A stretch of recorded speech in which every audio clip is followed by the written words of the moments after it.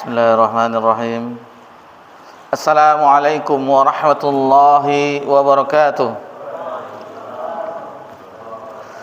Alhamdulillah hamdan katsiran thayyiban mubarakan fih kama yuhibbu rabbuna wa yarda. Asyhadu an la ilaha illallah wahdahu la syarikalah wa asyhadu anna Muhammadan abduhu wa rasuluh sallallahu alaihi wa ala alihi wa man sara ala nahjih wa tamassaka bi sunnati ila yaumiddin wa sallaman tasliman katsira. Ya ayyuhalladzina amanu taqullaha haqqa tuqatih wa la tamutunna illa wa antum muslimun. Amma ba'd. Alhamdulillah, puji syukur hanya milik Allah Subhanahu wa taala semata. Allah Subhanahu wa taala senantiasa mencurahkan nikmat kepada seluruh makhluknya, dan itu tidak pernah terhenti walaupun hanya sekejap mata. Di antara nikmat Allah Subhanahu wa taala di saat ini, Allah turunkan nikmat berupa hujan.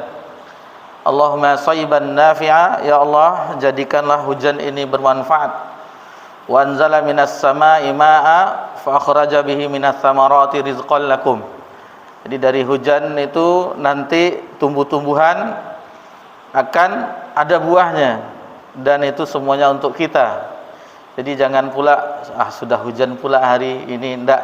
Itu merupakan nikmat dari Allah yang semuanya untuk kelanjutan hidup kita manusia sebagai hamba Allah di permukaan bumi. Dan alhamdulillah Allah kumpulkan kita di tempat yang mulia ini dalam rangka beribadah kepada Allah Subhanahu wa taala. Menjelang azan Isya, kita duduk sejenak bersabar untuk sama-sama belajar agama Allah, mempelajari salah satu kitab yang telah disusun oleh salah seorang ulama, Imam Asy-Syafi'i, yang judulnya Riyadhus Shalihin, taman orang-orang soleh. Salawat beriringkan salam kepada Nabi kita tercinta, yakni Nabi Muhammad sallallahu alaihi wasallam. Di malam hari ini kita berada di tanggal 9 Rajab 1447 Hijriah, 28 Desember 2025 Masehi. Mengingatkan bahwasanya Rajab adalah salah satu bulan haram yang mana Allah Subhanahu wa taala sebutkan di dalam surah At-Taubah ayat 36, inna iddatash syuhuri indallahi isna asyara syahra. Sesungguhnya jumlah bilangan di sisi Allah adalah 12 bulan, yang mana Allah telah tetapkan fi kitabillah yauma khalaqas samawati wal ard, yang Allah telah tentukan sejak diciptakannya langit dan bumi. Minha arba'atun hurum, di antara 12 bulan tersebut ada 4 bulan haram. Al-Hafiz Ibnu Katsir membawakan beberapa riwayat bahwasanya 4 bulan haram tersebut, ini yang pertamanya yaitu bulan Rajab, kemudian 3 bulan yang berturut-turut yakni Zulqa'dah, Zulhijjah dan Al-Muharram. Di bulan haram, bulan suci, maksudnya Allah lipat gandakan pahala. Begitu juga hati-hati juga kita di bulan haram, jangan sampai berbuat maksiat, karena catatan amal dosa, maksudnya keburukan, juga dilipat gandakan.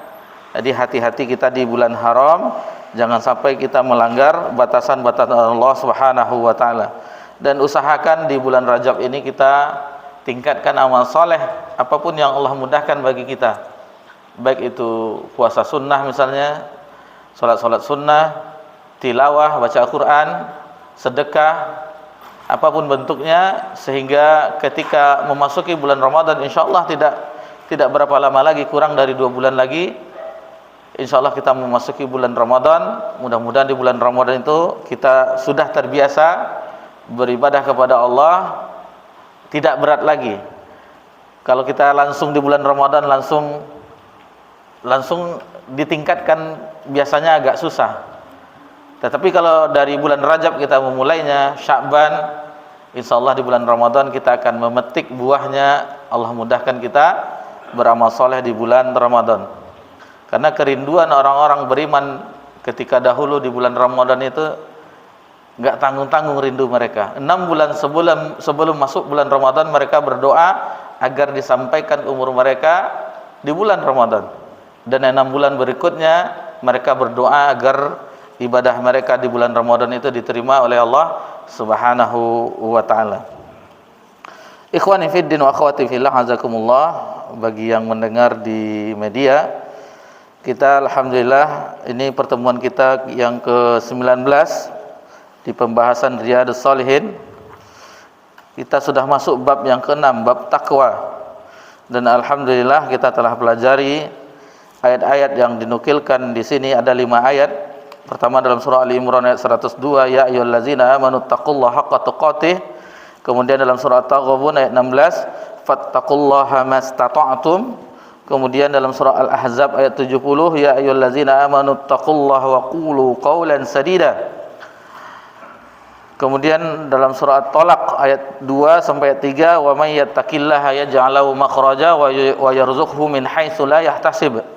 Kemudian yang kelima dalam surah Al-Anfal ayat 29, in tattaqullaha yaj'al lakum furqana wa yukaffir 'ankum sayi'atikum wa yaghfir lakum wallahu dzul fadlil 'adzim. Alhamdulillah ayat-ayat tersebut telah kita pelajari di pertemuan kita sebelumnya. Alhamdulillah, ini nikmat dari Allah. Kita bisa mentadabburi ayat-ayat Allah. Salah satu usaha bagi kita hamba Allah untuk memahami firman Allah, kalamullah, agar kita memahaminya, agar menerangkan hati kita sebagaimana di sini disebutkan tadi, in tattaqullaha yaj'al lakum furqana.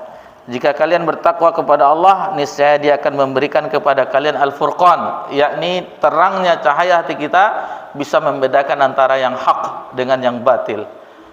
Jadi salah satu nikmat kita mempelajari, mentadabburi ayat Allah, ketika kita mengetahui perintah di dalam Al-Quran, kita amalkan, dan apabila itu berupa larangan maka kita akan menjauhinya. Kita masuk ke hadis yang dibawakan di sini oleh Imam An-Nawawi. Sebenarnya hadis-hadis tentang takwa itu sangat banyak sekali, bahkan yang ma'ruf yang kita kenal tidak dinukilkan oleh beliau di dalam kitabnya ini, tapi beliau nukilkan di kitabnya yang lain, seperti di hadis Arba'in Nawawiyah dan yang lainnya. Di sini beliau membawakan 5 hadis.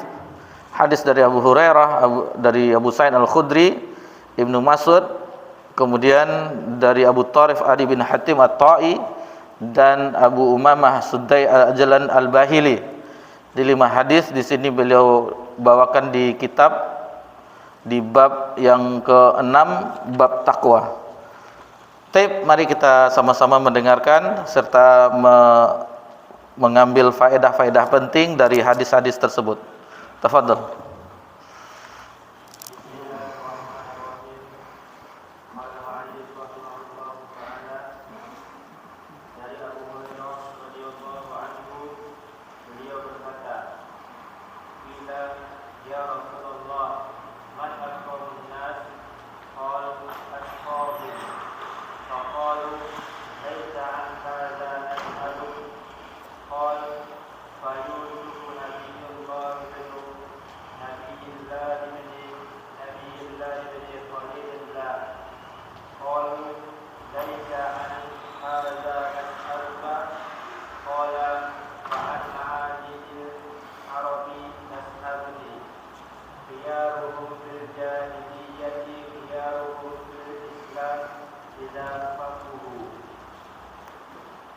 Ditanyakan, wahai Rasulullah, siapakah manusia yang paling mulia?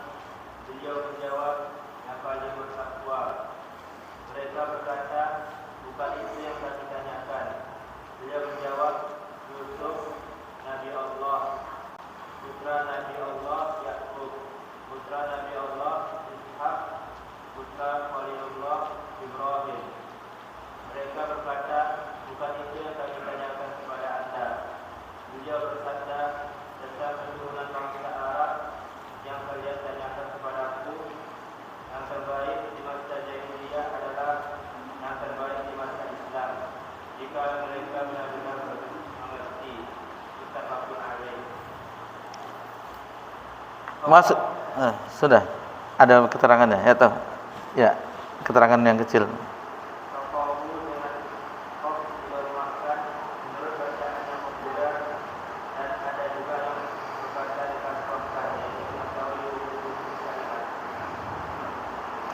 Taib, itu hadis yang pertama di bab yang ke-6, bab takwa. Hadis dari Abu Hurairah, hadis ini muttafaqun alaih, diriwayatkan Imam Bukhari dan Imam Muslim dalam kitab sahih mereka berdua. Di dalam hadis ini disebutkan beberapa kemuliaan manusia. Ada manusia itu dimuliakan dengan nasabnya, ada manusia itu dimuliakan dengan ketakwaannya, dan seterusnya. Adapun kemuliaan nasab itu tidak dianggap kecuali dengan adanya ketakwaan. Jika tidak ada ketakwaan, maka meskipun bagaimanapun kemuliaan nasabnya, maka itu tidak akan mempengaruhinya. Di sini dibawakan contoh yang nasab yang mulia, yaitu Nabi Yusuf alaihissalam. Yang mana Nabi Yusuf alaihissalam bapaknya adalah seorang nabi, Nabi Yakub alaihissalam. Dan Nabi Yakub bapaknya berarti kakek dari Nabi Yusuf adalah Nabi Ibrahim alaihissalam. Kakeknya Nabi, ayahnya Nabi, dan beliau seorang Nabi dan Rasul. Bahkan kakeknya Nabi Ibrahim alaihissalam adalah Khalilullah, kekasih Allah subhanahu wa ta'ala. Abul Anbiya, bapaknya para Nabi. Karena semua porosnya para Nabi dan Rasul itu berporos kepada Nabi Ibrahim alaihissalam. Yang mana Nabi Ibrahim alaihissalam memiliki 2 putra. Yang pertama Nabi Ishak. Dari Nabi Ishak lahirlah Nabi Yakub, kemudian Nabi Yusuf, sampai seterusnya keturunan Bani Israel. Jadi Nabi Yakub itu digelari dengan Israel. Israel itu bahasa Ibrani, adapun bahasa Arabnya adalah Abdullah, hamba Allah. Hamba Allah. Jadi beliau adalah hamba Allah. Bahasa Ibraninya ada Israel. Jadi keturunan dari Nabi Yakub dinamakan dengan Bani Israel.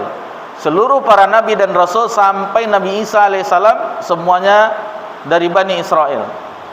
Kemudian putra Nabi Ibrahim alaihissalam berikutnya adalah Nabi Ismail. Nabi Ismail anaknya sampai beberapa keturunan tidak ada yang menjadi nabi dan rasul. Sampai ke Bani Hashim, Abdul Muttalib, Abdullah, baru Nabi Muhammad SAW. Ini salah satu penyebab adanya hasad bagi keturunan Bani Israel, yang mana seluruh para nabi dan rasul itu berasal dari keturunan mereka. Ketika Nabi Muhammad, nabi yang terakhir, diutus di akhir zaman, akhirnya mereka mengingkarinya. Kenapa dari mereka? Kenapa dari Arab? Kenapa tidak dari kami? Bahkan sebelum Nabi SAW hijrah ke Yathrib, orang-orang Yahudi ahlul kitab itu sudah mendahului hidup di Yathrib. Karena mereka mendapatkan di dalam kabar-kabar pendeta mereka, rahib-rahib mereka, di dalam kitab mereka bahwasanya Nabi akhir zaman itu akan hidup di daerah yang banyak kurmanya. Dan mereka mengetahui bahwasanya Yathrib atau Madinah sekarang itu adalah daerah yang banyak kebun kurmanya. Di sebelum Nabi hijrah ke Madinah, mereka sudah mendahului. Kebiasaan orang-orang Yathrib yaitu suka berperang antara suku yang besar di situ, Aus dan Khazraj. Suku besar di Yathrib, Aus dan Khazraj, setiap saat berperang. Ketika itu mereka, orang-orang Yahudi pernah berkata, orang ahlul kitab pernah berkata, lihatlah oleh kalian, nanti akan diutus Nabi akhir zaman, kami akan perangi kalian dengan Nabi tersebut. Mereka mengetahui semua kabar-kabar tentang Nabi Muhammad SAW, mereka mengetahuinya. Allah sebutkan dalam surah Al-Baqarah, ya'rifunahu kama ya'rifuna abna'ahum. Mereka mengenal Nabi Muhammad SAW sebagaimana mereka mengenal anak mereka sendiri. Jadi contohnya bapak-bapak misalnya ada kegiatan manasik haji, biasanya TK ada itu kan, atau cucunya lah, pakaiannya putih-putih semua. Biasanya TK ada tuh sekali setahun. Kita akan mengetahui yang mana anak kita. Nah, itu anak. Padahal banyak ratusan anak-anak, kita mengetahui mana yang anak kita. Nah, begitulah orang-orang Bani Israel, mereka mengetahui tentang Nabi Muhammad SAW karena telah dikhabarkan di dalam kitab suci mereka. Namun ketika Nabi akhir zaman itu bukan dari golongan mereka, ternyata dari Arab, maka mereka mengingkarinya. Ada ada dengki dalam hati mereka sehingga mereka merubah-rubah kitab mereka. Merubah-rubah kitab mereka. Sedikit kita tambahkan faedah tentang Nabi Isa alaihissalam yang turun di akhir zaman. Di antara asyratus sa'ah, tanda-tanda hari kiamat besar, ketika Nabi Isa mengetahui tentang keutamaan umat Nabi Muhammad sallallahu alaihi wasallam di Injil. Karena keutamaan umat Nabi Muhammad itu dicantumkan di Taurat dan Injil. Sebagaimana dalam surah Al-Fat, nanti bisa dilihat dalam surah Al-Fat ayat 29, Muhammad dan Rasulullah wallazina taba'u walazina ma'hu asyiddau 'ala kufar ruhamau bainahum ila akhir ayat. Jadi di situ disebutkan tentang keutamaan umat Nabi Muhammad SAW. Ketika itu diketahui Isa, Nabi Isa berdoa agar menjadi umat Nabi Muhammad SAW. Ketika kalau orang-orang Yahudi mengklaim bahwasanya mereka telah membunuh Nabi Isa, telah menyalibnya, sementara akidah Ahlussunnah, akidah Islam, bagaimana yang terdapat di dalam firman Allah Subhanahu wa taala bahwasanya Nabi Isa itu diangkat ke langit, dan nanti di akhir zaman ketika Dajjal muncul, Nabi Isa diturunkan ke bumi, tepatnya di Menara Putih, Masjid Menara Putih di daerah Damaskus, Suriah sekarang, yang akan membunuh Dajjal. Nah, namun ketika itu posisi Nabi Isa alaihissalam sebagai umat Nabi Muhammad SAW, mengikuti syariat Nabi Muhammad SAW. Yang menjadi pemimpinnya adalah Imam Mahdi, yang menjadi imam sholatnya adalah Imam Mahdi. Karena keutamaan umat Nabi Muhammad sallallahu alaihi wasallam yang diberitakan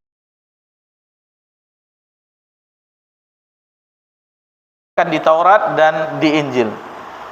Taib, itu tentang kemuliaan nasab, dan yang paling mulia adalah yang paling bertakwa. Inna akramakum indallah atqakum, dalam surah Al-Hujurat.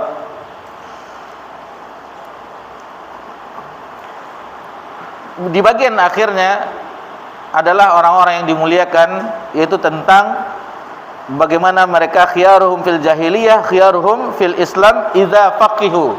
Ada yang faquhu, tadi disebutkan ada faqihu, jika dia faqih dalam agamanya. Jadi orang-orang yang kita perhatikan, orang-orang yang dahulu di masa jahiliyah, mereka sebagai pemimpin, sebagai orang yang terhormat, ketika cahaya Islam memasuki ruang hati mereka, mereka tetap dimuliakan. Mereka memahami tentang agama Allah, faqihu, tetap menjadi orang-orang terdepan. Contoh seperti Abu Bakar As-Siddiq, orang-orang mulia di masa jahiliyah. Bahkan Umar bin Khattab radhiyallahu anhu itu agak terakhir masuk Islamnya dibandingkan dengan sahabat yang lainnya. Namun karena kefaqihannya, maka dia tetap menjadi pemimpin di kalangan mereka, karena idza faqihu, sebagaimana disebutkan dalam hadis ini, jika dia memahami agama. Jadi di dalam kesimpulan bahwasanya semuanya, apapun bentuknya, keluarga, nasab, keturunan, itu tidak menjamin seseorang itu mulia kecuali dibarengi dengan ketakwaan. Namun fenomena yang kita alami di negeri kita, banyak sekali orang-orang yang mengaku keturunan Nabi Muhammad SAW, mengklaim, anggap saja seandainya mereka benar, tetapi tidak mau tes DNA kan, cuman klaim mereka saja. Yang waliyahzubillah, ada sesuatu yang apabila kita kaitkan dengan hadis ini, yang mengaku anggap saja benar atau tidaknya, apabila mereka faqih dalam agama, memahami ayat-ayat Allah dan hadis Nabi, dan itu yang mereka dakwahkan kepada umat, maka itu kemuliaan. Tetapi jika yang mereka dakwahkan sesuatu yang tidak ada dalilnya, cerita-cerita atau kebohongan-kebohongan, ini tidak merupakan kemuliaan. Tidak merupakan kemuliaan. Karena betapa banyak ada bahwasanya mengklaim, kalau kita saksikan di acara Maulid Nabi, bahwasanya Nabi datang. Ini kan sesuatu yang aneh. Nabi datang menghadiri mereka. Ini cerita-cerita seperti ini diakui oleh umat yang seharusnya ini mana dasarnya. Jadi kalau kita di dalam agama itu harus jelas. Ada enggak ayat yang menjelaskan? Ada enggak Nabi mengabarkan tentang nanti di peristiwa ini Nabi akan bangkit dari kuburnya? Ada enggak? Nah, jadi ini cerita-cerita yang seperti ini yang tidak masuk akal, hayalan-hayalan, cerita-cerita bohong, ini banyak merusak dalam agama. Yang tujuan mereka itu adalah mengikuti hawa nafsu, dimuliakan, mencari harta dunia dan seterusnya. Coba kita perhatikan orang-orang yang mengaku habib di negeri kita. Bukankah mereka mempunyai kehidupan yang lebih mewah dibandingkan jamaahnya? Ini seperti orang-orang para rahib-rahib, orang-orang orang terdahulu dari ahlul kitab. Mereka mengumpulkan harta-harta dari umat untuk kepentingan mereka, sebagaimana diceritakan oleh yang membuat Khandak, siapa? Perang Khandak, Salman Al-Farisi. Ketika Salman Al-Farisi belajar dari agama Majusi, kemudian belajar ke ahlul kitab, melihat bagaimana keadaan rahib-rahib dan pendeta-pendeta mengumpulkan uang umat. Dan waliyahzubillah, ini adalah cobaan bagi dai, ustadz, apapun bentuknya, tentang dana umat. Hati-hati karena godaannya besar. Jadi ini pelajaran semuanya, bahwasanya orang-orang ahlul kitab dahulu, pendeta-pendeta mereka, rahib-rahib mereka itu memakan uang umat secara batil. Taib, ini hanya sedikit pencerahan bagi kita. Mudah-mudahan ini bukan untuk tetapi kita harus jelas di dalam beragama, harus jelas fondasi kita, pijakan kita, apa yang kita kutip, itulah yang kita ikuti. Begitulah yang agama yang bersumber dari firman Allah Subhanahu wa taala dan hadis-hadis Nabi sallallahu alaihi wasallam.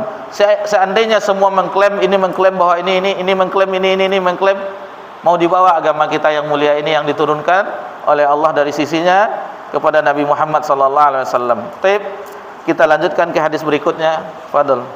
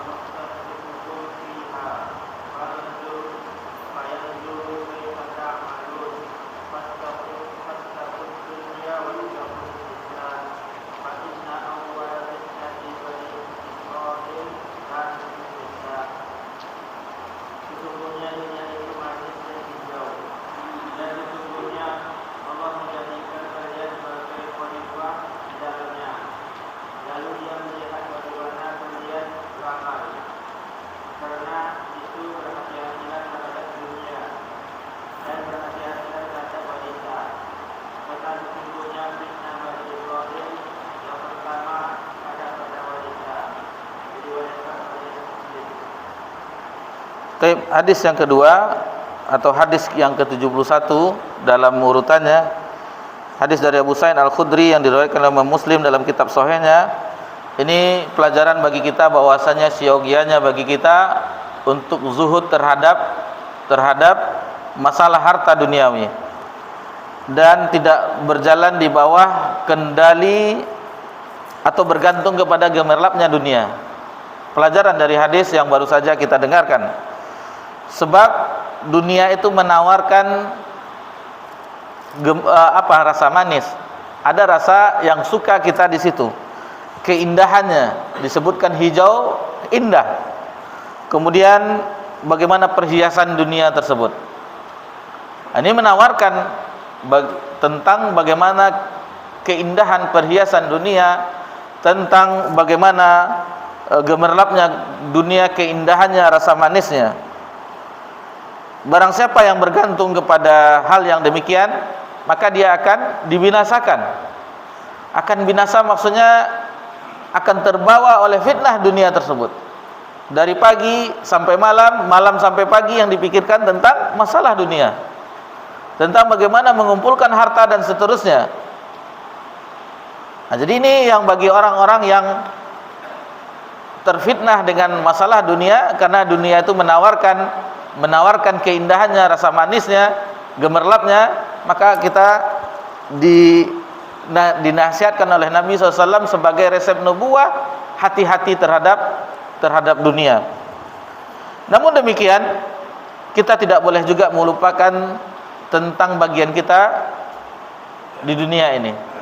Jadi tidak harus biarlah demikian ini, tapi porsinya kita ada jatah juga untuk di dunia, untuk kelangsungan hidup. Maka itu tidak mengapa. Itu tidak mengapa. Sebagaimana Allah Subhanahu wa taala sebutkan dalam surah Al-Qasas ayat 77, "Wabtaghi fima ataqallahu daral akhirah." Kita disuruh untuk mencari bagaimana apa-apa yang Allah sediakan tentang kehidupan akhirat. Wala tansa nasibaka minad dunya, dan jangan engkau lupakan nasibmu di dunia. Cuman porsinya jangan sampai melebihi. Kalau sudah melebihi, kita sudah hanyut dengan yang dituntut oleh dunia, akan hanyut. Yang kita pikirkan bagaimana mengumpulkan harta dan seterusnya. Kemudian pelajaran yang bisa kita ambil yaitu Allah menjadikan kepada anak cucu Adam, kita semuanya anak keturunan Nabi Adam alaihissalam, sebagai khalifah. Sebagai khalifah yakni pengganti sebagian yang lainnya. Ada seseorang, nanti ada masanya digantikan oleh generasi berikutnya. Misalnya generasi orang tua kita sudah wafat, kita yang menggantikannya. Nanti kita sudah wafat, anak-anak kita yang menggantikannya sampai cucu. Begitulah, itu salah satu maksud dari khalifah. Jadi khalifah itu bukan hanya sekedar pengertiannya pemimpin, tetapi sebagai pengganti. Itu makanya gelar dari Abu Bakar adalah Khalifatul Rasul, maksudnya pengganti Rasul. Setelah Rasul wafat, Abu Bakar yang menggantikan kepemimpinannya. Begitu manusia sebagai khalifah, salah satunya sebagai pengganti. Misalnya sekarang kita menjadi sesuatu yang mempunyai jabatan, itu tidak lama, paling lama 2 periode kan. 2 periode paling lama, aturan baru. Kecuali sebelumnya yang belum diatur oleh undang-undang bisa 30 tahun lebih kan. Nah, itu digantikan yang lain, ada masanya. Jadi tidak selamanya. Kemudian pada bagian akhir hadis itu kita diingatkan tentang sesuatu yang membuat binasa umat yang terdahulu. Kita diminta agar takut, wattaqun nisa, takutlah kepada wanita, perempuan. Fa inna awwala fitnati bani Israil kanat fin nisa. Karena fitnah yang menghancurkan Bani Israel itu adalah yang awalnya adalah fitnah wanita. Jadi hati-hati kita dengan fitnah wanita. Hati-hati. Jadi jangan sampai ikhtilat, berkhalwat, chattingan, atau di grup-grup alumni. Grup alumni kan, masuk grup SD, SMP, SMA, rupanya satu grup dengan mantan. Mantan, tahu-tahunya rupanya janda pula. La haula wala quwwata illa billah. Di japri jadinya. Ini hati-hati.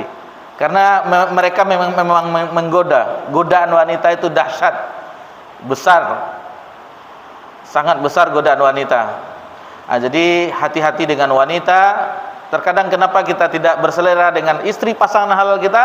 Karena kita sudah bermudah-mudahan dengan wanita lain, dengan teman satu kantor, dengan orang di pasar, dengan ini dan seluruhnya, atau dengan wanita-wanita yang kita jumpai di luar, kita sudah bermudah-mudahan, akhirnya kita tidak kurang semangat dengan istri yang pasangan halal.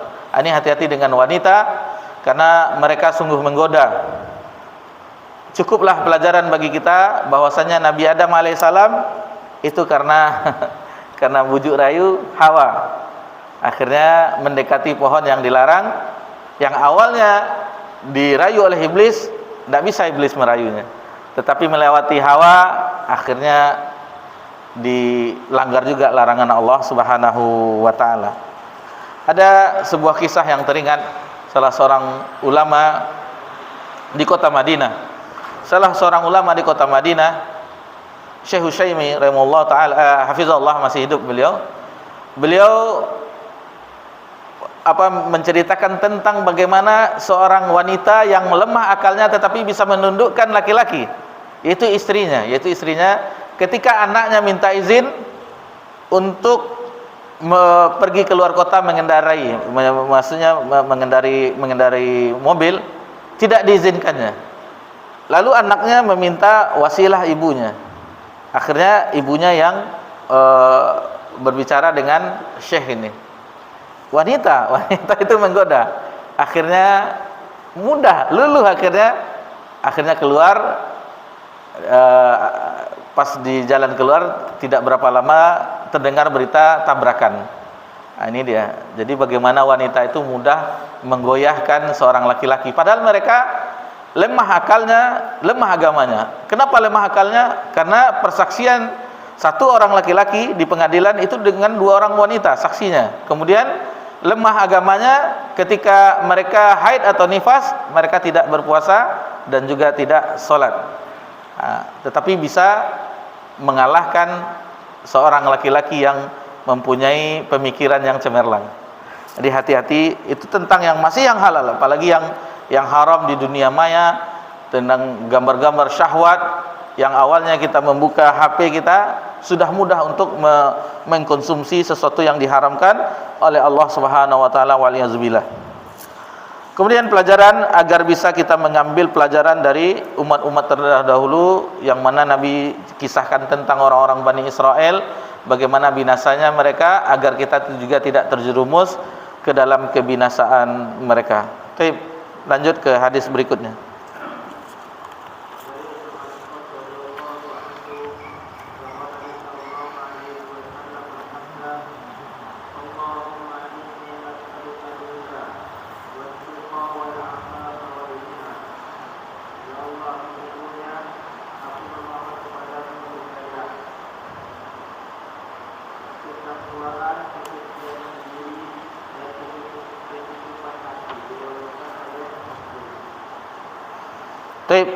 Hadis yang ke-72, di hadis dari Ibnu Mas'ud radhiyallahu anhu, juga diriwayatkan oleh Muslim. Yang bisa kita ambil pelajarannya adalah bahwasanya tunduk kepada Allah Subhanahu wa taala dan berlindung kepadanya dari segala keadaan. Jadi keinginan hati kita, jiwa kita terhadap akhlak mulia itu sebenarnya ada kecenderungannya. Di sini diambil pelajaran bahwasanya kita tidak bisa mengandalkan diri kita sendiri. Maksudnya kita butuh bantuan Allah Subhanahu wa taala. Ketika kita mendambakan menjadi hamba yang bertakwa, minta kepada Allah di dalam doa. Sebagaimana doa yang diajarkan oleh Nabi kita tercinta, Allahumma inni as'alukal huda. Ya Allah, sesungguhnya aku meminta kepadamu petunjuk, wat-tuqa, takwa, kemudian wal afaf wal ghina, yaitu kesucian diri dan kecukupan hati. Meminta kepada Allah. Jadi selain kita berusaha untuk menjalankan perintah Allah, menjauhi larangannya, tidak cukup sampai di situ. Kita butuh bantuan Allah. Banyak nabi yang mengajarkan kepada kita, salah satunya agar Allah memperbagus ibadah kita, Allahumma a'inni ala zikrika wa syukrika wa husni ibadatik. Minta kepada Allah. Jadi jangan sampai kita mengandalkan kemampuan kita tanpa kita minta bantuan kepada Allah. Minta kepada Allah agar kita dimudahkan untuk menjadi hamba yang bertakwa, hamba yang mendapatkan petunjuk, yang menjaga kesucian dirinya dan menjaga kecukupan dalam hatinya. Ini luar biasa doa yang diajarkan oleh Nabi sallallahu alaihi wasallam, bagaimana seorang hamba akan mendapatkan akhlak yang mulia, keadaan yang terpuji, kedudukan takwa, kedudukan orang yang mendapat petunjuk, kedudukan orang yang menjaga kesucian diri dan mendapatkan kecukupan di dalam hati. Jadi doa, jangan lupakan doa apapun yang kita inginkan, baik itu urusan duniawi dan ukhrawi, terutama tentang akhirat, selamatnya kita dari siksa neraka dan Allah masukkan kita ke dalam surganya. Taib. Hadis berikutnya. Dari Abu Thalib Adi bin Hatim Al-Ansari radhiyallahu anhu, beliau berkata, saya mendengar Rasulullah sallallahu alaihi wasallam bersabda, "Man halafa ala yamini thumma ra'a atqa lillahi mimma falyahmid taqwa." Barang siapa yang bersumpah atas suatu sumpah, kemudian dia melihat hal lain lebih dekat dengan takwa kepada Allah daripada sumpahnya, maka hendaklah dia melakukan yang takwa tersebut. Diriwayatkan oleh Muslim. Hadis yang ke-73 dari Abu Tharif Adi bin Hatim At-Ta'i radhiyallahu anhu. Hadis ini diriwayatkan oleh Imam Muslim dalam kitab sahihnya. Pelajaran yang bisa kita petik dari hadis ini, dibolehkannya bersumpah tetapi dengan nama Allah. Wallah, itu bersumpah atau demi Rabbnya Ka'bah, demi Tuhannya Ka'bah, atau yang penting menyandarkan sumpah itu kepada Allah. Adapun bersumpah kepada selain Allah itu tidak dibolehkan. Itu tidak dibolehkan. Mungkin bagi kita ada pertanyaan, Allah bagaimana Allah bersumpah dengan makhluknya? Bagaimana itu Ustaz? Misalnya wal fajri, wal asri, wasyamsi wa duhaha dan seterusnya. Allah bersumpah dengan makhluknya, itu menandakan kemuliaan makhluk tersebut. Kemuliaan makhluk tersebut, lalu Allah, tentunya Allah berbeda hukumnya dengan kita. Adapun kita di dalam ilmu syar'inya tidak boleh kita bersumpah kepada selain Allah. Tidak boleh. Jadi kalau bersumpah demi Allah, itu yang disyariatkan di dalam agama kita. Dan apabila sumpah itu sudah ditunaikan, maka wajib untuk dijalani. Wajib untuk dijalani. Dan apabila sumpah itu menghalangi kita berbuat baik misalnya, atau menghilangkan banyak kebaikan, menimbulkan banyak mudarat, maka agar kita tidak menjalankan sumpah tersebut yang banyak mudaratnya, yang menjauhkan dari kebaikan, maka hendaklah membayar kafaratnya. Kafaratnya itu di dalam surah Al-Maidah. Dalam surah Al-Maidah ayat 89, Allah Subhanahu wa taala berfirman, ya la yu'akhidzukumullahu billaghwi fi aymanikum walakin yu'akhidzukum bima aqadtum aymana fakafaratuhu it'amun asyrata masakin. Nah, jadi di sini disebutkan kafarah sumpah. Misalnya kita telah bersumpah tetapi tidak bisa melakukannya, berarti kita harus wajib membayarnya, kafarahnya, dendanya. Apa itu? Allah tidak menghukum kalian disebabkan sumpah-sumpah kalian yang tidak dimaksud untuk bersumpah, tetapi Dia menghukum kalian disebabkan sumpah-sumpah yang kalian sengaja. Maka kafaratnya sumpah itu ialah memberi makan 10 orang miskin. Jadi memberi makan it'amu asyrati masakin min awsati ma tut'imun ahlikum, yang mana makanan itu yang biasa dimakan oleh keluargamu. Au kiswatuhum, kalau tidak juga bisa memberi makan 10 orang, yaitu dengan memberi pakaian kepada mereka. Au tahriru qabah, atau memerdekakan budak. Faman lam yajid fasiyamu salasati ayyam. Jadi pertama memberi makan 10 orang miskin dengan makanan yang biasa diberikan kepada keluarga, memberi pakaian, memerdekakan budak. Kalau tidak bisa, maka berpuasa 3 hari. Berpuasa 3 hari. Dzalika kafaratu aymanikum idza halaftum wahfazu aymanakum kadzalika yubayyinullahu lakum ayati la'allakum tashkurun. Jadi barang siapa yang tidak sanggup melakukan demikian, berpuasa 3 hari, yang demikian itu adalah kafarat dari sumpah-sumpah. Bila kalian bersumpah dan jagalah sumpah kalian, demikianlah Allah menerangkan kepada kalian hukum-hukumnya agar kalian bersyukur. Dan sumpah, kafarat sumpah itu sama dengan kafaratnya nazar. Nazar yang mana kita ketahui, misalnya ada seseorang bernazar, berniat untuk melakukan sesuatu tetapi tidak bisa melakukannya, maka sama dengan kafarat sumpah, yaitu dengan memberi makan 10 orang miskin, atau memberinya pakaian, atau tidak memerdekakan budak, kalau tidak sanggup juga puasa 3 hari. Misalnya di antara kita bernazar, misalnya kalau seandainya anak saya lulus di sekolah ini atau di universitas ini, atau mengenai diri kita mendapatkan target sesuatu yang kita idam-idamkan, saya akan umroh misalnya.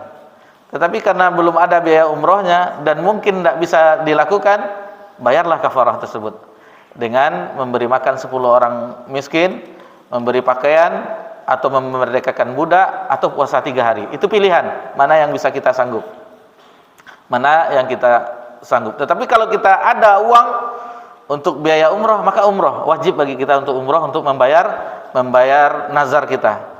Jadi kafarah sumpah dengan nazar itu sama sebagaimana yang dijelaskan dalam surah Al-Maidah ayat 89.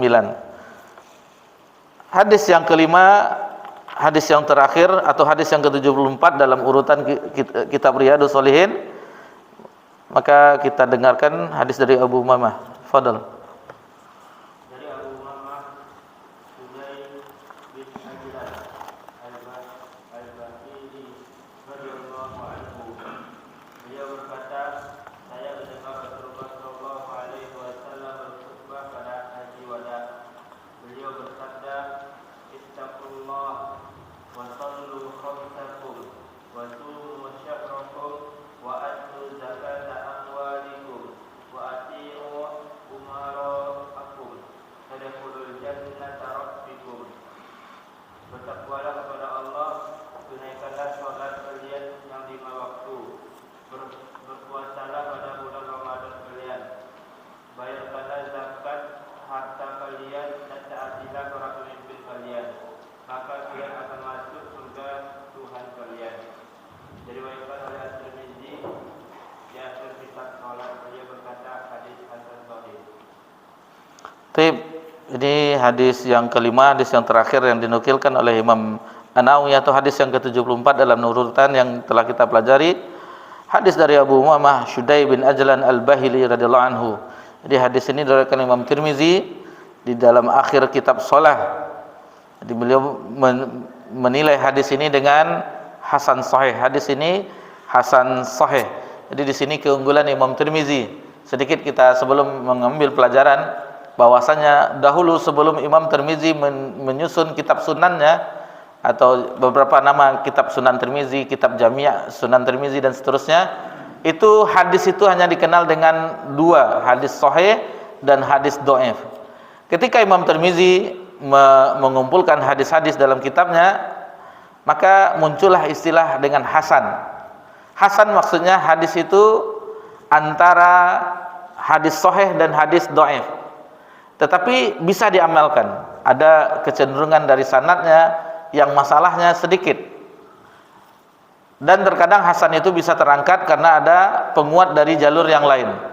Jadi istilah hasan itu pertama kali dibawakan oleh Imam At-Tirmizi, yang sebelumnya misalnya kitab-kitab sebelumnya kitab Muwatta. Jadi kitab hadis yang pertama itu Muwatta Imam Malik. Nah, setelah itu baru ada Sahih Bukhari, Sahih Muslim. Itu belum ada istilah hasan. Belum ada istilah hasan. Jadi yang pertama kali ada istilah hasan, hasan sahih, hasan li ghairi, hasan li zatihi, hasan gharib, itu dimulai dengan istilah hasan itu setelah Imam At-Tirmizi menyusun kitab hadis di dalam sunannya. Kelebihan Sunan Tirmizi salah satunya yaitu menyebutkan tentang penjelasan fikih di bagian bawah hadis tersebut. Jadi biasanya Sahih Bukhari, Sahih Muslim itu tidak membawakan hanya ini sanadnya, kemudian ini hadisnya, sudah selesai. Adapun Imam Tirmizi itu apabila Imam Tirmizi selesai membawakan matan hadis, isi hadis tersebut, beliau berkomentar di bawah. Wa qala Abu Isa, maksudnya Abu Isa itu kunyah dari Imam Tirmizi. Berkata Abu Isa, dijelaskannya sedikit fikihnya. Itu kelebihan dari Sunan Tirmizi. Ini kelebihan dari Sunan Tirmizi. Rahmat dah belajar Sunan Tirmizi? Belum? Semester berapa? Semester 5? Tidak ada? Tidak dilihat apanya? Di semester 5 MPI ada di Sunan Tirmizi. Jadi itu sedikit tentang pengetahuan kita tentang Sunan Tirmizi. Salah satu kitab Sunan yang 4, yang mana itu kelebihannya. Kelebihannya beliau membawakan sedikit keterangan-keterangan di dalam hadis-hadis yang beliau bawakan. Baik, pelajaran yang bisa kita ambil tentang bagaimana penjelasan haji wada. Haji wada, bagaimana Nabi SAW itu adalah haji yang pertama dan terakhir, haji perpisahan. Terjadi, beliau mulai berangkat ke Madinah di akhir bulan Zulqa'dah, di tanggal 23 atau akhir dari bulan Zulqa'dah, dan beliau memulai miqatnya di Zulhulaifah, sekarang namanya Abyar Ali. Dulu namanya Zulhulaifah. Dan hadis yang paling banyak menjelaskan, yang panjang, itu hadis dari Jabir bin Abdillah. Mulai Nabi dari Madinah sampai Nabi selesai manasik haji, itu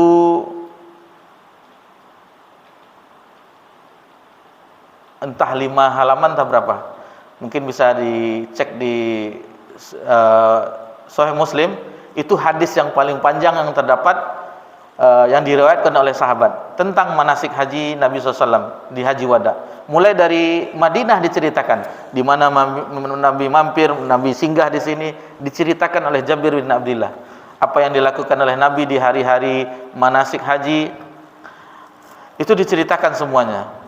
Panjang, berhalaman-halaman, kalau tidak salah 5 halaman timbal balik kalau tidak salah. Nanti bisa dilihat di Sahih Muslim, itu digambarkan manasik Nabi SAW. Dan Nabi SAW sering memberikan khutbah, baik itu di Arafah, di Mina, ketika mabit di Mina di hari-hari tasyrik, itu memberikan nasihat kepada para sahabat setiap saat, karena tidak ada antara lagi. 3 bulan berikutnya Nabi SAW wafat dari peristiwa haji wada. Nabi memberikan banyak nasihat, dan salah satu nasihat Nabi SAW sebagaimana di sini, itu tentang bertakwa kepada Allah. Kemudian di antara rukun Islam, disebutkan di sini, yaitu salat, wa sallu khamsakum wa sumu syahrakum wa addu zakata amwalikum. Ini diantaranya. Kemudian Nabi SAW juga menasihatkan di haji wada tersebut, wa'ati'u umara'akum, mentaati pemimpin. Ini yang berat di zaman sekarang, yaitu mentaati pemimpin. Ini berat. Tadkhulu jannata rabbikum. Mentaati pemimpin ini sangat berat bagi negara demokrasi. Karena sistem demokrasi salah satunya, yaitu salah satu mengungkapkan ide atau masukan kepada pemerintah, yaitu dengan jalur demonstrasi. Karena sistemnya demikian, demokrasi. Namun kalau ditimbang dari ahkamul Islam, tentang ahkamul sultaniyah, ini bertentangan. Karena cara menasihati pemimpin bukan di khalayak ramai. Ini harus kita dudukkan. Negara kita demokrasi itu sistemnya. Tetapi dalam ahkamul sultaniyah bukan demikian. Harus 4 mata menasihati pemimpin. Jadi antara yang satu dengan hukum yang diterapkan dengan hukum yang dibawakan di dalam agama kita tidak sinkron. Karena kewibawaan pemimpin itu harus dijaga. Kalau kewibawaannya jatuh, sudah tidak ada harganya pemimpin tersebut. Untuk apa mereka diangkat jadi pemimpin? Sudah tidak ada harganya. Jadi ini sedikit pengetahuan kita, mengapa kita harus taat kepada pemimpin. Karena memang begitulah yang diajarkan dalam syariat. Mereka yang menjadi menjalankan hukum-hukum syariat, yang akan menentukan hari raya, Idul Fitri, Idul Adha dan seterusnya. Mereka lah yang menegakkan hukum-hukum di bawah pengawasan para pemimpin tersebut. Namun bagaimana kita dengan hidup yang di negara demokrasi yang seperti sekarang ini? Bagi mungkin sebagian dari teman-teman bergerak itu, bagaimana kita sudah jalurnya seperti itu, mungkin mengambil dari jalur itu. Namun bagi kita yang ingin mendakwahkan umat, ambillah jalan yang tersebut. Ambillah jalur agama. Ambil jalur agama, nasihati umat agar taat kepada pemimpin dan seterusnya. Karena ini sangat berat. Ulama terdahulu seperti Fudail bin Iyad, Sufyan Ats-Tsauri dan yang lainnya, mereka pernah mengatakan bahwasanya seandainya saya mempunyai satu doa mustajab, maka saya akan berdoa kepada Allah agar diberikan pemimpin yang adil. Karena pemimpin yang adil ini banyak manfaatnya bagi kemaslahatan masyarakat, umat. Keputusan mereka, kebijakan mereka sangat bermanfaat bagi umat dan masyarakat. Lalu bagaimana mereka bersalah? Bagaimana apa yang kita lakukan? Apakah semuanya ikut diikuti? Di dalam agama kita yang diikuti pemimpin yang dipatuhi hanya masalah yang ma'ruf. Adapun masalah maksiat itu melanggar agama, mereka tidak wajib untuk diikuti. Misalnya ada undang-undang penghalalan khamar misalnya. Boleh minum khamar di mana-mana, itu jangan diikuti. Cukup yang ma'ruf saja. Lalu bagaimana ya Ustaz, seandainya kita ngambil jalur dari hukum ahkum sultaniyah, mereka telah melakukan ini terhadap kita, melakukan menayangkan kita, tunaikan hak kita, adapun tunaikan kewajiban kita, adapun hak kita tidak dapat di dunia, Allah yang akan memberikan di akhirat. Begitulah yang dijelaskan oleh para ulama ahlu sunnah. Dan kita harus memahami juga bahwasanya negara kita itu sistemnya, maka dengan adanya cahaya ilmu, memahami dari segi ini, maka tidak ada keheranan bagi kita, oh ini berarti memakai jalur ini memakai jalur ini. Ini yang bisa kita pelajari di malam hari ini. Dan alhamdulillah masalah tentang takwa di bab yang ke-6 telah kita selesaikan, yang mana inilah puncak tertinggi medali yang sangat mulia, takwa. Bahkan Allah Subhanahu wa taala memerintahkan kita berpuasa 1 bulan untuk menjadi hamba yang bertakwa. Ya ayyuhallazina amanu kutiba alaikumusiyam kama kutiba alal ladzina min qablikum la'allakum tattaqun, agar kamu menjadi hamba yang bertakwa. Dan medali itu hanya bisa diperoleh di akhirat. Adapun di dunia kita hanya mengusahakannya, nanti di akhirat. Dan takwa itu disediakan bagi mereka uiddat lil muttaqin, yaitu surga yang luasnya seluas langit dan bumi. Jadi kita minta seperti doa tadi, minta kepada Allah, Allahumma ini as'alukal huda wat tuqa wal afaf wal ghina. Minta kepada Allah itu takwa, agar Allah menjadikan, sematkan di dalam hati kita itu, yaitu ketakwaan kepada Allah Subhanahu wa taala. Mohon maaf jika ada kesalahan dalam penyampaian, maka kita akhiri pelajaran kita pada kesempatan ini. Insyaallah adapun di bab yang ke-7 kita akan memasuki tentang yakin dan tawakal. Yakin dan tawakal. Wa sallallahu ala nabiyyina Muhammad sallallahu alaihi wasallam wa ala alihi washabbihi ajmain walhamdulillahirabbil alamin. Wassalamualaikum warahmatullahi wabarakatuh.